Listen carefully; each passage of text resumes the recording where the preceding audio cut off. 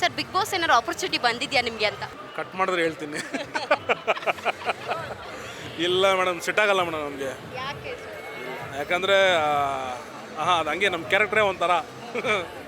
Sir ಏನಾದರೂ opportunity ಬಂದರೆ ಹೋಗ್ತೀರಾ ಅನ್ನೋದು?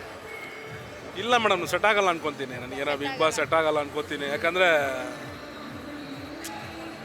ಸರ್ ಬಿಗ್ ಬಾಸ್ಗೆ ನಾನು ಹೋಗಲ್ಲ, ಎಷ್ಟು ದುಡ್ಡು ಕೊಟ್ಟರು ಹೋಗಲ್ಲ, ನಂಗೆ ಸೆಟ್ ಆಗಲ್ಲ ಅನ್ನೋರೆಲ್ಲ ಹೋಗಿ ಬಂದಿದ್ದಾರೆ. ಅದಕ್ಕೆ ನಾನು ನಿಮ್ಮ ಹತ್ರ ಕೇಳ್ತಾ ಇದ್ದೀನಿ. ಆ ಥರ ಎಷ್ಟು ದುಡ್ಡು ಕೊಟ್ಟರೆ ಹೋಗ್ತೀನಿ.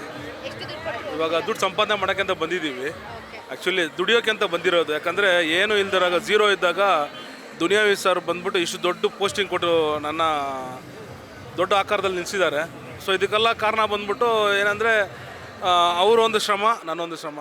ಸೊ ಈ ಶ್ರಮದಲ್ಲಿ ಇದು ಹೆಂಗೆ ನಾನು ಬಂದ್ಬಿಟ್ಟು ಸಿನಿಮಾದಲ್ಲಿ ಆ್ಯಕ್ಟ್ ಮಾಡ್ತೀನೋ ಅಲ್ಲಿ ಹೊರಡೆ ಹೋದರೆ ನನ್ನ ನಿಜ ರೂಪ ಕಾಣಬೇಕು ಅಂತ ತುಂಬ ಜನ ಆಸೆ ಇರುತ್ತೆ. ಇವನೇನೋ ಹಿಂಗಿರ್ಬೋದು ಹಂಗಿರ್ಬೋದು ಅಂತ. ನಾವು ಇರೋ ತನ ಹಿಂಗೇನೆ ನಾವು.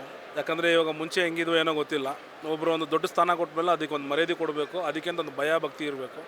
ಅದರ ಪ್ರಕಾರ ನಾನು ದುನಿಯಾವಿ ಸರ್ ಮಾತಿಗೆ ಒಪ್ಕೊಂಡು ಸುಮ್ಮನೆ ಸೈಲೆಂಟಾಗಿದ್ದೀವಿ ನಾವು. ಅಲ್ಲೋದ್ರೆ ಎಲ್ಲೋ ಒಂದು ಕಡೆ ಕ್ಯಾರೆಕ್ಟ್ರನ್ನ ರಿವೀಲ್ ಆಗಿಬಿಡುತ್ತೋ ಅನ್ನೋಕ್ಕೆ. ಯಾಕಂದರೆ ಒಂದು ಮಾತು ಒಬ್ರಿಗೆ ಇಷ್ಟ ಆಗಲ್ಲ, ಒಬ್ರಿಗೆ ಇಷ್ಟ ಆಗುತ್ತೆ. ಎಲ್ಲ ಫಿಲಮಲ್ಲೂ ಒಂದು ಹೀರೋ ಅಂತಿದ್ದ, ಒಂದು ವಿಲನ್ ಹೆಂಗಿರ್ತಾರೋ ಸೊ ಆ ಥರ ಅವ್ರ ಮಾತಿಗೆ ಅವರು ಇವಾಗ ನಮ್ಮ ಎದುರುಗಡೆ ನಿಂತರೆ ನಮಗೆ ಅವರು ವಿಲನ್, ನಾವು ಅವ್ರಿಗೆ ವಿಲನ್.